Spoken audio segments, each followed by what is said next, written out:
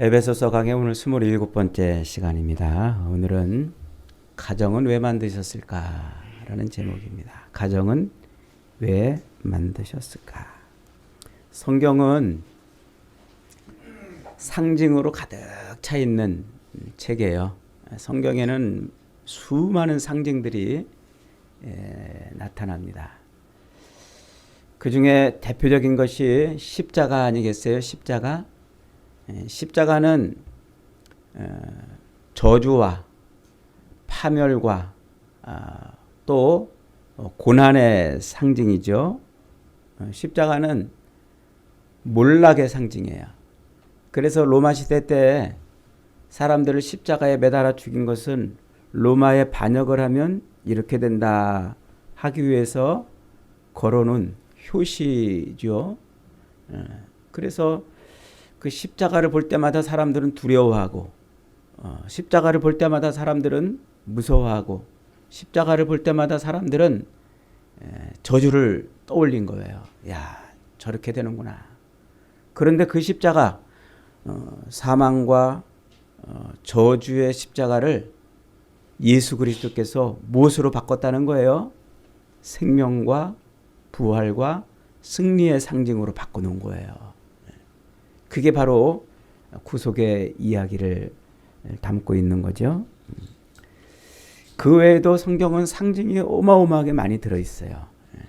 다 설명하기 어렵습니다만, 지금 이 시간에 다 설명하기 어렵습니다만, 오늘 우리가 읽은 이 본문에 등장하는 가정,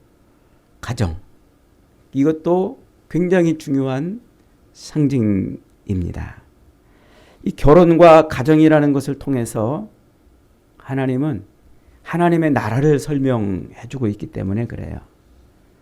가정을 단지 사회의 제도 중에 하나로 설명하지 않고 가정이 왜 이 땅에 있어야 되는지 이것을 통해서 하나님의 나라를 설명하고, 또 이 결혼이라는 남자와 여자가 혼인으로 하나가 되는 이 과정을 통해서 예수 그리스도와 교회가 어떻게 연결이 되는가 하는 것을 설명해 주고 있어요. 그래서 결혼과 가정, 이것도 성경에서 아마 성경 전체를 관통하는 그런 상징이 아닌가 이런 생각이 들어요.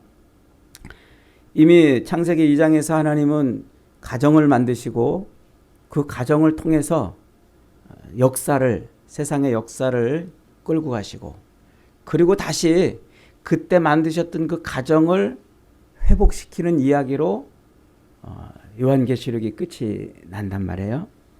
그래서 죄 이전에 하나님이 남자와 여자를 지으시고 결합하게 하시고, 그리고 그 결합을 통해서 이 땅에 수많은 가정들을 또 창조해내시고, 그 수많은 가정들 속에서 하나님의 언약으로 연결되어 있는 가정을 끝내 하나님이 구원해 가시는 이야기, 이게 가정 속에 들어있는 하나님의 구속사인 것이죠.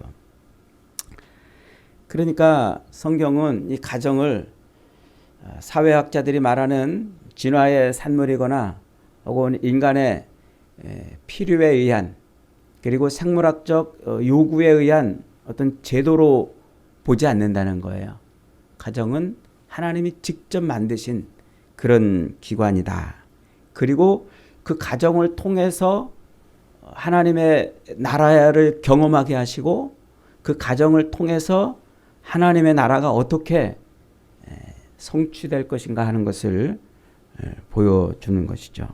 그러니까 가정은 너무 중요해요. 성경에서 이 가정을 빼버린다면 아마 성경의 구속사는 설명되지 않을 것이라 이런 생각이 듭니다. 그래서 하나님이 제정하신, 창조하심으로써 만드신 그 가정이 결국 무엇을 가리키고 있습니까? 예수 그리스도와 교회의 언약적 결합을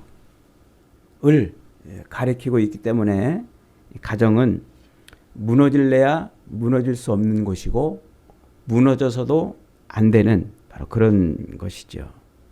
그래서 가정은 이 땅에 있는 동안 우리가 하나님의 나라를 경험할 수 있는 중요한 표지가 되고, 이 땅에 또 우리가 하나님의 사람인지 아닌지를 확인할 수 있는 최전선이라 이렇게 말씀을 드릴 수가 있어요.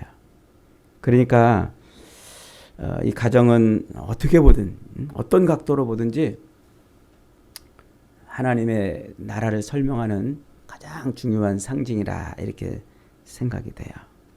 그래서 말세, 이제 이 말세가 점점 다가오지 않습니까? 예수님께서 그 말세의 징조를 쭉 이렇게 이제 설명하시는데, 저도 이제 계시록이나 이런 걸 통해서 말세의 여러 가지 징조를 여러분에게 여러 번 설교를 했잖아요. 말세의 대표적인 징조 중에 하나가 전쟁입니다. 그래서 끊임없이 전쟁이 일어나요. 그 전쟁이 일어나는 그 모습을 보고 뭐를 기억하라는 거예요? 이제 예수님이 곧 재림하실 때가 멀지 않았다는 것을 늘 기억하라는 거예요. 그리고 또 기근, 먹고 사는 문제, 이 먹고 사는 문제 때문에 우리가 고통을 당하고 어려움을 당하면 항상 뭘 기억하라고요? 아, 지금이 말세구나. 주님 재림할 때가 멀지 않았구나 하는 것을 기억하라는 징조라고 그랬어요. 세 번째는 재난, 각종 재난, 천재지변이든지 혹은 또 사고든지 이런 많은 재난들은 우리로 하여금 우리의 시선을 이 땅의 것에 꽂히지 않게 하고 하늘을 바라보게 하는 중요한 말세의 표징이라고 그랬어요. 마지막 네 번째가 전염병이라고 그랬죠. 그래서 각종 전염병이 창궐하고 또 코로나 같은 그런 전염병이 앞으로도 계속 반복되고 또 확장될 것들은, 그것이 우리로 하여금 우리의 시선을 땅에 두지 않고 다시 오시는 주님을 바라보게 하는 말세의 표징들이기 때문에 그렇단 말이에요. 그런데 제가 이 설교를 준비하다가 말세에 진짜 중요한 표징이 있었구나 하는 생각을 번뜩 해봤습니다. 여러분, 주님이 곧 재림하실 것이라는, 우리가 지금 이 말세를 살고 있고 이 세상은 주님의 심판으로 이제 구원받을 자와 영벌에 처해 들 자가 나눠질 때가 임박했다는 것을 알 수 있는 중요한 그 표징, 그 표징으로서 정말 중요한 것 중에 하나가 바로 가정이라는 거예요. 가정.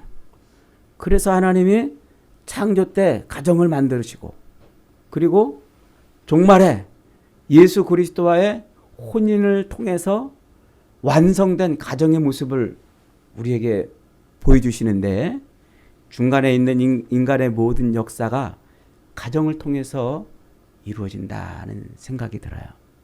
그리고 가정은 뭐예요? 이 가정은 말세에 하나님의 나라를 볼 수 있게 하는, 그리고 주님의 재림이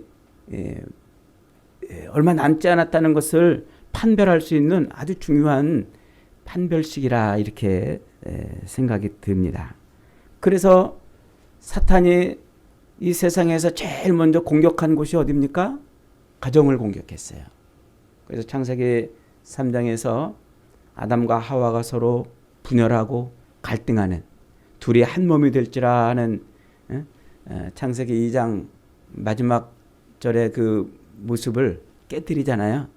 그래서 갈등하고 책임을 미루고 서로 갈라지는 그런 모습을 만들어낸 거죠.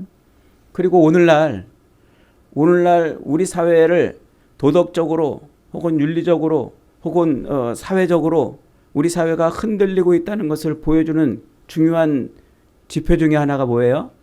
그게 가정의 붕괴에 있어요. 이혼 가정이 점점점 늘어나고 있고, 또 결혼을 안 하는 사람들이 점점 늘어나서 가정이 점점 해체되고 있는 이런 모습 말이죠. 그러니까 이 가정의 붕괴는 곧 무엇을 의미하는 것입니까? 가정의 붕괴는 이제 오늘 이 본문을 가지고 제가 다음 주에도 한 번 더 설교를 하겠습니다만, 가정의 붕괴는 하나님의 창조 질서의 붕괴를 의미해요. 그게 뭡니까? 하나님의 창조 질서가 붕괴된다는 게 곧 뭐예요? 그것이 죄가 관영한다는 것이거든요. 죄가 관영한 세상에는 하나님의 심판이 임할 수밖에 없는 것이죠. 그래서 오늘날 사탄의 전략은 가정을 붕괴시키는, 가정을 허물어뜨리고 가정으로 하여금 이제 가정의 기능을 하지 못하게 만드는 이런 역할을, 이런 전략을 쓰고 있다, 이런 생각이 들어요. 그렇게 본다면 가정이야말로 정말 우리가 지켜내야 될, 그리고 가정을 통해서 하나님의 나라를 이루어야 할 중요한 책임이 있고 사명이 있다, 이런 생각이 듭니다. 뭐 가정에 대한 이야기는 사회학적, 인문학적으로 많은 설명을 할 수 있습니다만은 그러기는 시간도 안 되고 해서 오늘은 하나님이 도대체 그러면 우리에게 이 땅에 가정을 왜 만드셨는지, 이 부분을, 가정이 도대체 뭔지, 가정이라는 것이 도대체 뭔지를 정확하게 이해하고, 그리고 느닷없이 왜 사도 바울이 성령의 충만함을 받아라, 하나님으로 충만한 삶을 살아라 라고 말하더니 느닷없이 여자는 남자에게 복종하고 남자는 여자를 자기 몸처럼 사랑하라고 왜 갑자기 가정 얘기를 꺼내고 있는지, 그것을 살펴야 됩니다. 그래서 가정이 도대체 무엇인지를 알아야 바울이 왜 갑자기 가정의 이야기를, 남자와 여자의 이야기를 하고 있는지를 정확하게 이해할 수가 있습니다. 가정을 만드신 이야기는 아까도 얘기했지만 하나님이 창조 때 만드셨죠. 창세기 2장 18절부터 25절에 자세하게 나와 있습니다. 아담의 갈비뼈를 뽑아 돕는 배필인 하와를 만들고 둘이 한 몸이 될지라 선언을 하시면서 가정을 이루어 내셨어요. 결혼과 가정에 대한 이 이야기는 너무 오묘하고 너무 신비로워가지고 이것을 도무지 우리가 정말 이 측량하기가 쉽지 않구나 하는 생각이 본문을 읽어보면 읽어볼수록 알 수가 있어요. 자, 가정을 처음 만들었던 그 장면으로 한번 다시 넘어가 봅니다. 창세기 2장으로 한번 넘어가 보세요. 창세기 2장 18절을 한번 열어보겠습니다. 도대체 하나님은 왜 가정을 만드셨는지, 가정이 무엇이길래 가정 창조 때 가정부터 만드셨는지를 한번 찾아보도록 하겠습니다. 자, 창세기 2장 18절 같이 한번 읽겠습니다. 시작. 여호와 하나님이 이르시되 사람이 혼자 사는 것이 좋지 아니하니 내가 그를 위하여 돕는 배필을 지으리라 하시니라. 제가 창세기 강의 때 이 부분 정확하게 설명을 드렸습니다만은 하나님이 아담을 창조해 놓고 보기가 좋지 않으니까 하와를 만들었다, 이렇게 본문을 해석하는데 본문이 우리 한글로 번역이 충분하지 않아서 그래요. 본문은 그런 의미가 아니고 하나님이 사람을 지을 때 보기에 좋지 않게 짓지 않았어요. 완전하게 보기에 좋게 지었는데 그 창조하신 모습을 돋보기로 이렇게 보다가 현미경으로 들어보면은 아주 세밀한 모습이 나는데 그게 지금 남자와 여자를 창조하는 모습이라 하는 것이죠. 그래서 1장에서 하나님은 창조하신 그 모든 것을 보시고 보시기에 심히 좋았더라 그랬는데 오늘은 돕는 배필이 없어가지고 마치 좋지 아니하다라고 이렇게 표현하는 것처럼 느껴지잖아요. 그것은 하나님이 사람을 만들 때 그 사람을 좋지 못한 상태로 만드셨다는 것이 아닙니다. 보기에 심히 좋은 상태로 만드시기 위해서 남자와 여자를 만드셨다, 이 얘기를 하려고 그러는 거예요. 그래서 사람을 남자와 여자로 만드시니까 보시기에 심히 좋았더라, 이렇게 이야기가 되는 거란 말이에요. 그러니까 사람은 뭡니까? 사람이라는 존재 방식은 남자와 여자가 있어야 사람이다, 이 말이에요. 남자와 여자가 있어야. 그래서 남자와 여자는 사람이 존재하는 방식이에요. 남자로 그리고 여자로 있어야만 그래야만 사람인 거란 말이에요. 요즘에 제3의 성을 주장하는 사람들이 있잖아요. 자기는 남자도 아니고 자기는 여자도 아니고 제3의 성을 가졌다. 뭐 이렇게 주장하는 사람들도 있고 그렇지 않습니까? 그것은 인간의 존재 방식을 거부하는 미련하고 악한 주장인 거예요. 그것은 하나님의 창조 질서에 맞지 않는 거예요. 그래서 하나님이 남자와 여자로 사람을 만드셨는데 자기는 중성이다. 남성도 아니고 여성도 아니고 제3의 성이다. 이런 식의 주장은 그것은 잘못된 주장입니다. 자, 그 다음에 21절 이하에 보면은 하나님이 여자를 만드시는 방법을 자세하게 설명해 주죠. 사람을 사람을 깊이 잠들게 하시고 그의 갈빗대를 하나 취해서 이쉬 여자를 만드셔요. 자, 그러자 그 사람 아담이 뭐라고 말합니까? 23절 시작. 아담이 이르되 이는 내 뼈 중에 뼈요 살 중에 살이라 이것을 남자에게서 취하였은즉 여자라 부르리라 하니라. 히브리어로 남자, 요 아담, 이샤라고 남자는 이샤라고 말하고 사람은 아담이라고 말하는데 이 이샤 남자는 힘과 능력을 의미하는 말이에요. 그리고 이쉬 여자는 나오다, 취하다 이런 뜻이에요. 그러니까 여자의 존재가 뭐라는 거예요? 힘과 능력에서 나왔다 이 말이에요. 여자는 능력의 존재인 남자로부터 나왔다는 말. 즉 남자 없이는 여자가 존재할 수 없다 이런 의미예요. 동시에 남자도 이 여자가 있어야 남자로서 존재할 수 있다. 이게 오늘 본문에 들어있는 오늘 23절에 들어있는 중요한 의미예요. 그것이 사람이라는 존재의 존재 방식이라는 것이죠. 이게 마치 우리가 성경에서 이제 하나님은 삼위일체로 계신다 그러잖아요. 삼위일체를 우리 인간의 논리로 막 풀어내고 설명하려고 그러는데 뭐 삼위일체는 뭐 설명이 안 된다 이제 이렇게 말하잖아요. 삼위일체라는 것은 성부, 성자, 성령 하나님이 사랑을 기반으로 한 상호 내재적 관계를 삼위일체 관계라 이렇게 말을 하는 거예요. 그러니까 요 남자와 여자도 어떤 관계?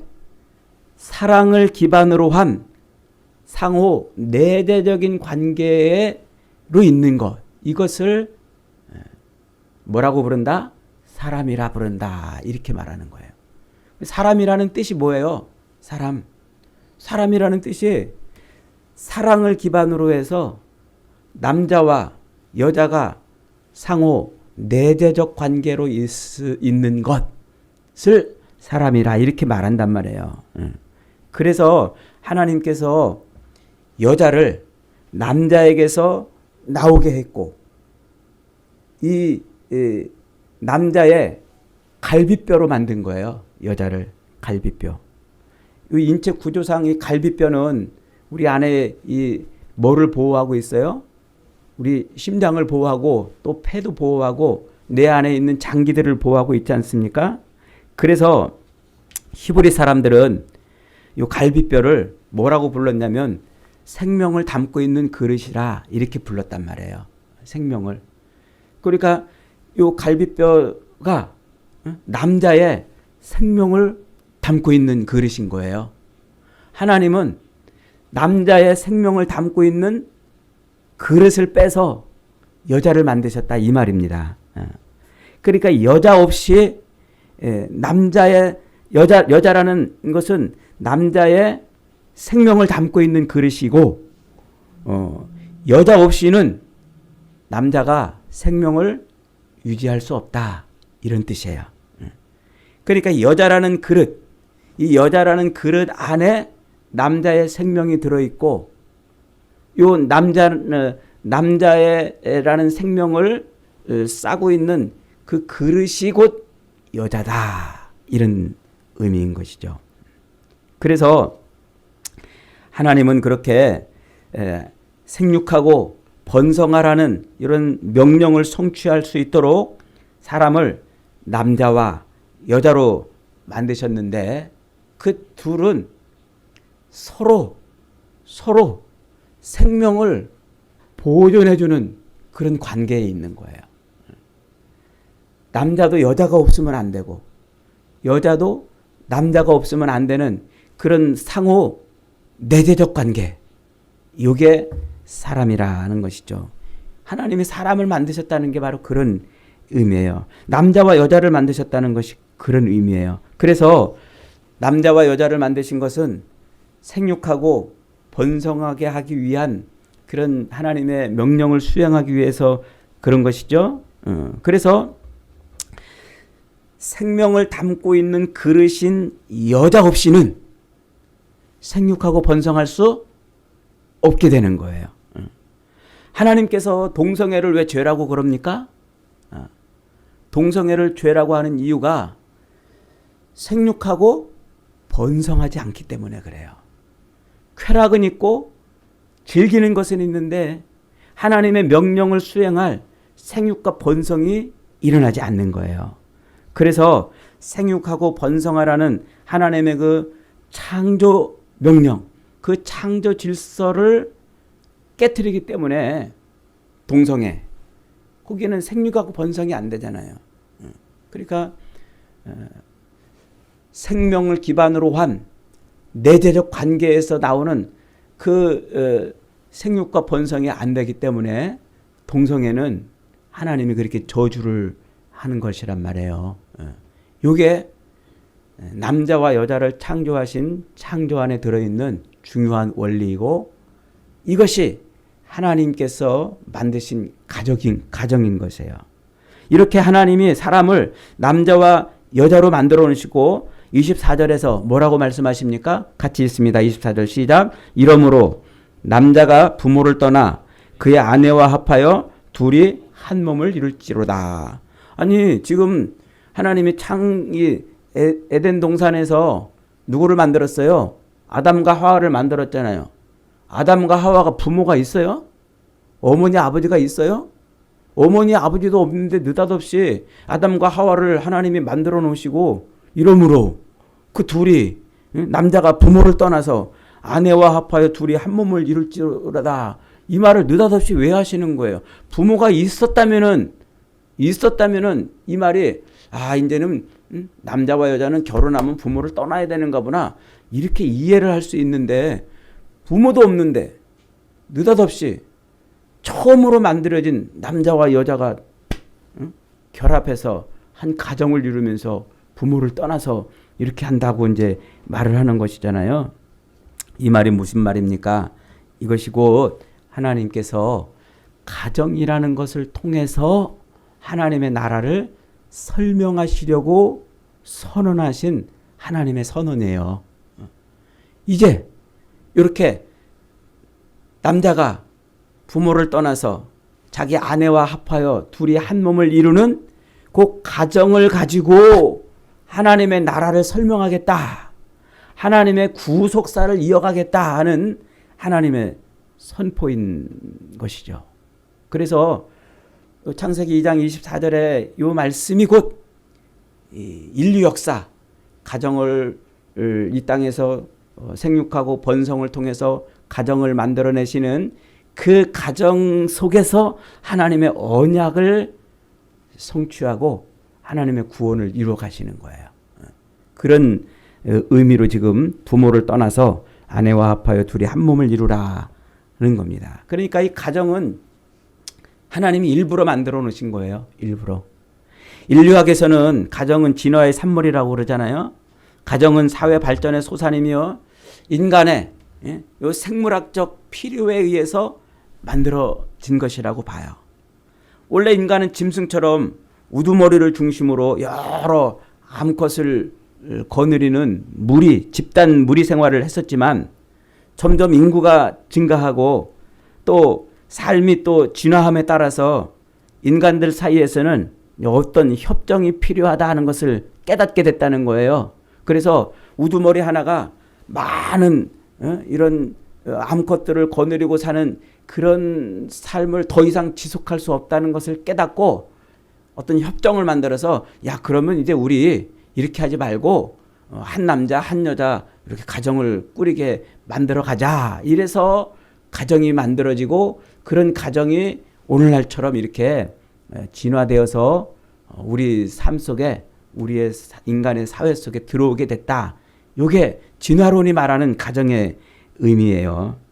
그래서 인간은 그렇게 인간들 사이에 없던 수많은 그런 필요에 의해서 인간들이 서로 이제 우두머리를 중심으로 한 암컷들을 거느리는 그런 사회를 해체하고 이제 하나가 돼서 남자와 여자가 한 가정을 이루는 그런 가정을 만들었다는 것이 진화론자들이 설명하는 거죠. 그러니까 이 동물의 세계에는 없는데 인간의 세계에는 수많은 그 나눔 속에서 생물학적 그런 많은 난제들을 일으켜내잖아요. 그래서 한 남자를 중심으로 여러 이렇게 여자들을 거느리는 그런 사회 속에서는요, 여러 가지 유전적인 질병도 많이 생기고 또 많은 그런 문제들이 야기가 된다고 이제 본 거예요.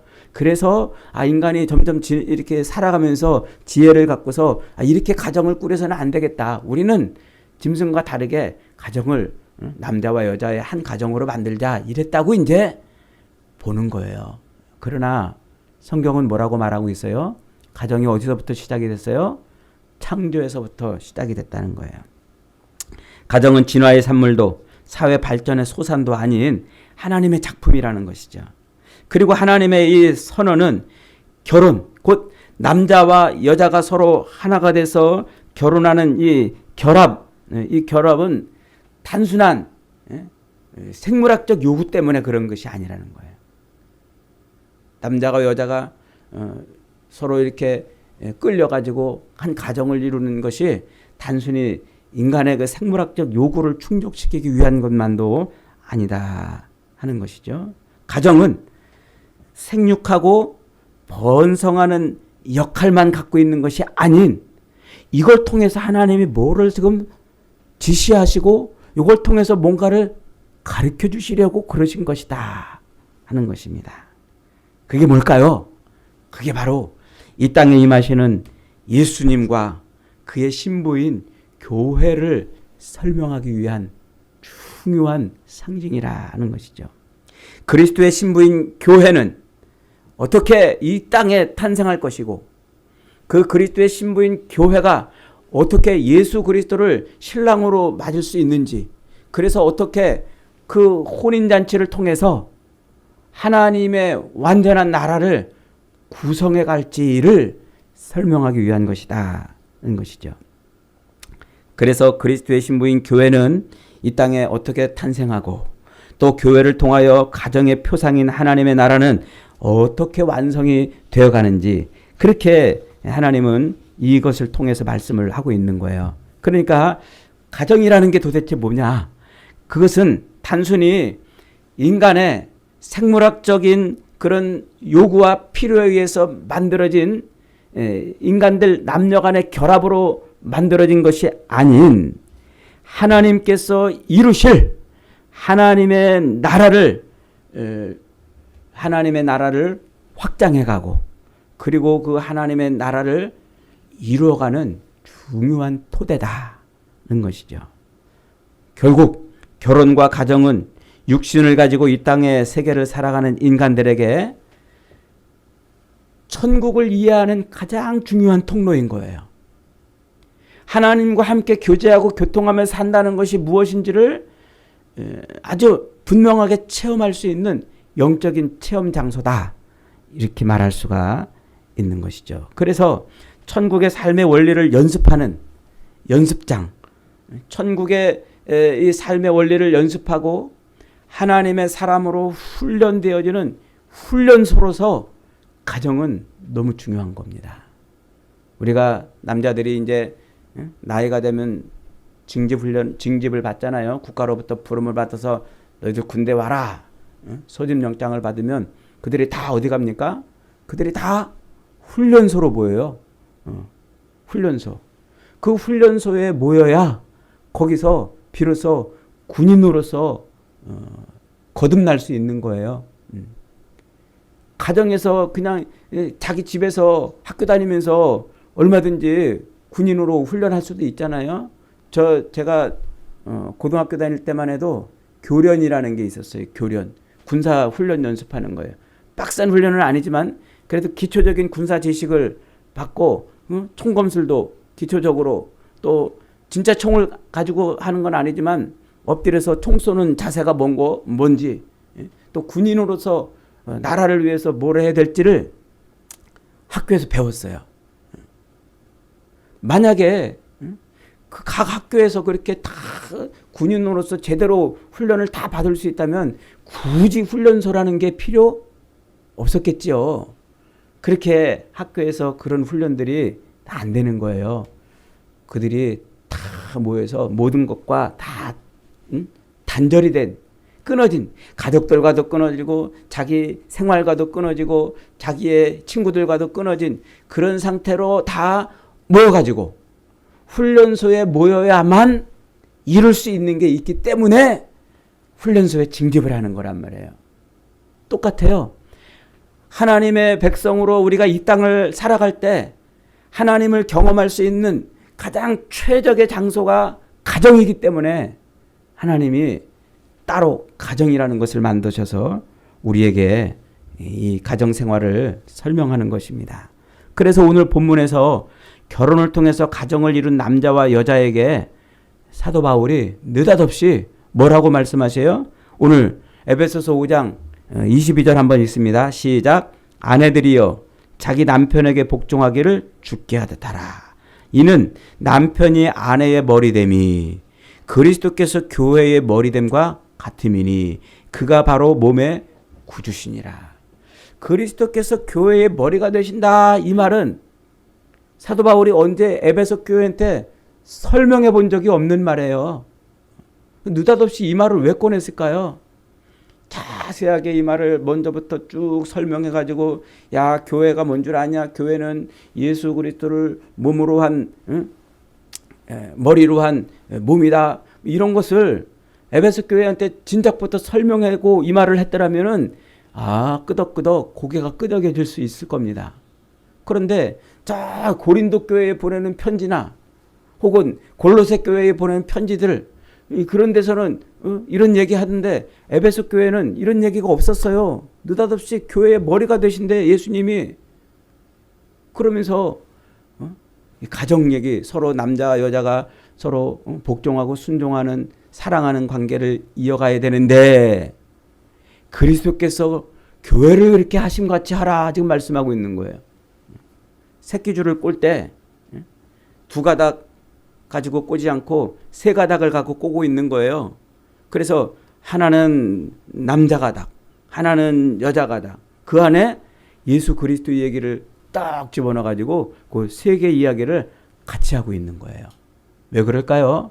이게 지금 가정이라는 것이 하나님의 나라와 뗄래야 뗄 수 없는 중요한 이유가 있기 때문에 그렇다는 거예요. 그래서 아내는 남편에게 주께 복종하고 남편은 아내 사랑하기를 그리스도께서 교회를 사랑하시고 자기를 주신같이 사랑하라 이렇게 말하고 있는 것 아닙니까? 오늘날 수많은 설교자들, 학자들이 이 본문을 가정생활의 최고의 기준으로 삼아요. 이렇게만 살면 가정생활 평탄할 것이다. 그렇게 말해요. 그래서 오늘 본문이 가정생활을 위한 중요한 말씀이라고 이렇게 말하는데 왜 이게 우리의 삶에 필요한지를 설명하지 않아요. 거기까지만이에요. 뭘 놓치고 있기 때문에 그래요? 31절을 놓치고 있기 때문에 그래요. 31절 32절 시작. 그러므로 사람이 부모를 떠나 그의 아내와 합하여 그 둘이 한 육체가 될지니 이게 어디 나왔단 말이에요? 아까 창세기 2장 24절에 나와 있던 말씀이에요. 가정 얘기를 남자, 야, 너희들 좋은 가정 만들고 싶어? 그러면 남자는, 여자는 남편에게 복종하고 또 아내는, 남편은 아내를 또 자기 몸처럼 사랑하면 돼. 그렇게 서로 사랑하면서 살아? 이렇게 말하지 않고, 그걸로 끝내지 않고, 느닷없이 저 앞에 있던 창세기 2장 24절 말씀을 뚝 갖다가 여기다가 붙여놨어요. 그러므로 사람이 부모를 떠나 그의 아내와 합하여 그 둘이 한 육체가 될지니. 그 다음에 32절 시작. 이 비밀이 크도다. 나는 그리스도와 교회에 대하여 말하노라. 가정에 대한 얘기인 줄 알았더니 누구 얘기예요? 무슨 얘기예요? 그리스도와 교회. 그리스도와 교회가 뭐예요? 신랑과 신부란 말이에요. 신랑과 신부. 그러니까 지금 앞에서 말하는 남편이, 아내가 남편에게 복종하고 또 남편이 자기 아내를 사랑하는 이 이야기가 이게 무슨 얘기라는 거예요? 이게 그리스도와 교회의 관계를 말하는 것이다. 그러니까 오늘날 우리의 가정은 뭐라는 거예요? 우리의 가정은 그리스도와 예수 그리스도를 담고 있는 아주 중요한 장이라는 것입니다. 그래서 우리의 신앙, 내가 하나님의 사람으로 거듭나 있다면 바로 이 본문의 앞에서 성령의 충만함을 받으라고 말씀하신 것처럼 하나님의 성령이 나한테 임해서 내가 하나님의 성령으로 충만해 있는 사람이라면 뭘 보면 알 수 있다? 우리의 가정을 들여다보면 알 수 있다는 거예요. 우리의 가정. 우리의 가정을 들여다보면 내가 하나님의 사람인지 하나님의 성령으로 충만함을 입은 사람인지 아닌지를 알 수 있다는 거예요. 이게 오늘 사도 바울이 저 앞에 있는 창세기의 이야기를 여기다 갖다 놓고 그리스도와 남자와 여자를 새끼줄 꼬듯이 서로 번갈아 가면서 설명하고 있는 이유인 것입니다. 결혼은 그리스도와 교회의 신비한 연합이고 가정은 천국의 왕이신 그리스도와 그분의 신부이자 그분의 백성인 교회가 서로 누려야 될 그 복을 누릴 수 있는 곳이다는 것입니다. 그러니까 가정은 단순히 인간 사회를 구성하는 사회적 요소가 아니란 말이죠. 이는 완전한 하나님의 나라를 이루기 위해서 없어서는 안 될 요소인 거예요. 창조주이신 한 예수님이 이 땅에 육신을 입고 오신 이유는 완전하신 하나님의 나라를 이루기 위하십니다. 그분은 육신으로 오셨을 뿐만 아니라 십자가의 죽으심을 통해서 교회를 탄생했어요. 그래서 십자가에 매달려 그분이 옆구리를 찔리잖아요. 옆구리에서 물과 피를 다 쏟아내신단 말이에요. 이것도 제가 복음서 강의할 때 설명을 드렸잖아요. 그게 아담을 재우시고 아담의 옆구리를 꺼내서 옆구리의 갈비뼈를 꺼내서 그로 이제 돕는 배필을 만들어 놓은 것처럼 예수 그리스도께서 십자가에 매달려 옆구리가 터져서 물과 피가 쏟아짐으로 그의 생명이 그리스도의 생명이 쏟아져 나온 거예요. 예수 그리스도의 생명이. 그래서 물과 피가 아니고서는 거듭날 수 없다고 하나님의 나라에 들어갈 수 없다고 사도 요한이 말하고 있는 거예요. 그래서 그렇게 물과 피를 옆구리가 터져서 물과 피를 쏟아내는 그런 예수 그리스도의 구원의 이야기를 통해서 성경은 그렇게 다시 오실 신랑이신 예수님을 만난 교회가 거룩한 신부로 그래서 그리스도와 하나가 되는 모습을 설명하고 있는 거예요. 그래서 교회는 이제 다시 오실 그리스도를 바라보면서 이 땅을 육신의 삶을 사는 동안 순결한 자기 신랑에게 자기 남편에게 순결한 삶을 살아야 된다고 요구하고 있는 거예요. 이게 아가서예요. 구약 성경의 아가서. 그리고 이 이야기가 요한계시록이에요. 요한계시록에 그 어린 양의 신부가 자기를 단장하고 있을 때 어린 양이 와서 혼인잔치를 이루는 것 아니겠습니까? 바로 그 이야기를 설명하기 위해서 선지자들이 수도 없이 예고한 말씀이 바로 그 말이에요. 그래서 이사야 54장 5절은 이렇게 말합니다. 이는 너를 지으신 이가 내 남편이시라. 그의 이름은 만군의 여호와시며 내 구속자는 이스라엘의 거룩한 이시라. 그는 온 땅의 하나님이시라. 일컬음을 받으실 것이라. 이스라엘을 만드신 분이 누구란 말이에요? 하나님이신데 그분이 누구란 말이에요? 이스라엘의 남편이라 이렇게 설명하고 있어요. 또 예레미야 3장 14절로 15절은 이렇게 말합니다. 여호와의 말씀이니라. 이 배역한 자식들아 돌아오라. 나는 너희의 남편임이라. 내가 너희를 성읍에서 하나와 족속 중에서 둘을 택하여 너희를 시온으로 데려오겠고 또 내가 내 마음에 합한 목자들을 너희에게 주리니 그들이 지식과 명철로 너희를 양육하리라. 호세아 선지자를 통해서도 창녀인 자기 아내를 가르치라고 말씀하시는 내용이 바로 호세아 내용 아닙니까? 남편이신 하나님과 신부이신 이스라엘 그 모습이 곧 신랑 되신 예수 그리스도와 그의 신부인 교회의 모습으로 오늘날 설명이 되는 겁니다. 그래서 사도 바울은 아담에게 있어서 하와의 존재처럼 교회 없이는 예수 그리스도도 없는 거예요. 예수님께서도 자기가 완전해지는 그 모습을 뭘 통해서 완전하게 이루신다고요? 아담이 하와가 있어야 하나님 보시기에 심히 좋은 상태가 되는 것처럼 예수 그리스도에게도 교회가 있어야 그래야 완전한 하나님의 충족한 상태예요. 그것을 1장 23절에서 사도 바울이 이렇게 선포했잖아요. 오늘 에베소서 1장 23절 한번 읽습니다. 시작. 교회는 그의 몸이니 만물 안에서 만물을 충만케 하시는 자의 충만이니라. 교회는 뭐라고요? 예수 그리스도의 몸이니 만물을 충만하게 하시는 자. 만물을 충만하게 하시는 자가 누구예요? 예수님이잖아요. 그 만물을 충만하게 하시는 자를 충만하게 하는 게 누구라고요? 그게 교회라는 말이에요. 그러니까 교회가 없이 예수 그리스도는 홀로 충만하지 않기로 작정하신 거예요.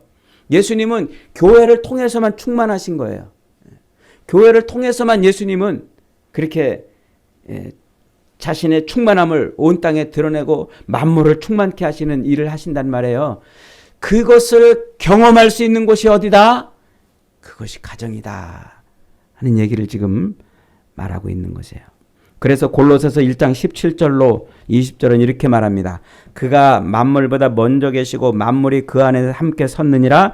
그는 몸인 교회의 머리시라. 그가 근본이시요 죽은 자들 가운데서 먼저 나신 이시니 이는 친히 만물의 으뜸이 되려 하심이요 아버지께서는 모든 충만으로 예수 안에 거하게 하시고 그의 십자가의 피로 화평을 이루사 만물 곧 땅에 있는 것들이나 하늘에 있는 것들이 그로 말미암아 자기와 화목하게 되기를 기뻐하심이라. 예수 그리스도를 통해서 만물을 충만케 하시는데 그렇게 만물을 충만케 하실 수 있도록 그리스도를 충만케 하는 존재가 저와 여러분인 거예요. 교회인 거예요. 우리가 없이는 그리스도가 온 세상 모든 만물을 충만하게 하시지 않습니다. 그래서 우리는 예수 그리스도가 이 땅 모든 만물을 충만하게 하시는 그 일에 쓰임받는 존재들인 거예요. 그걸 알 수 있는 곳이 어디다? 그걸 경험할 수 있는 곳이 어디다? 그것이 가정이라 지금 말하고 싶은 겁니다. 그러면 가정은 도대체 가정에서 그러면 남편과 아내는 어떻게 살아야 되는지 또 자식은 또 어떻게 부모 자식 관계는 어떻게 해야 되는지 또 다른 사람들과의 관계는 어떻게 해야 되는지를 이제 다음 시간 그리고 6장 설교를 계속 이어서 설명드리도록 하겠습니다. 사랑하는 여러분, 이렇게 하나님은 죄악에 빠져있는 우리를 구원하시기 위해서 예수 그리스도를 신랑으로 보내세요. 그리고 그 신랑의 옆구리를 터뜨려서 생명을 쏟아 우리에게 부으사 우리로 그리스도의 신부가 되게 해주셨어요. 그래서 우리는 그 그리스도의 신부된 모습으로 이 땅을 살기 위해서 가정생활을 지금 하고 있는 거예요. 그래서 이 가정생활을 통해서 이것이 하나님의 나라를 경험할 수 있는 곳이에요. 이 가정은 곧 교회를 상징하고 있어요. 사랑하는 여러분, 예수 그리스도를 통해서 우리를 하나님의 거룩한 신부로 만들어주신 하나님의 특별한 이 사랑을 우리가 잘 깨달아서 가정의 진짜 모델인 교회에서 우리는 그리스도의 충만함이 되는 복된 인생을 살아가시기를 주님의 이름으로 축복합니다.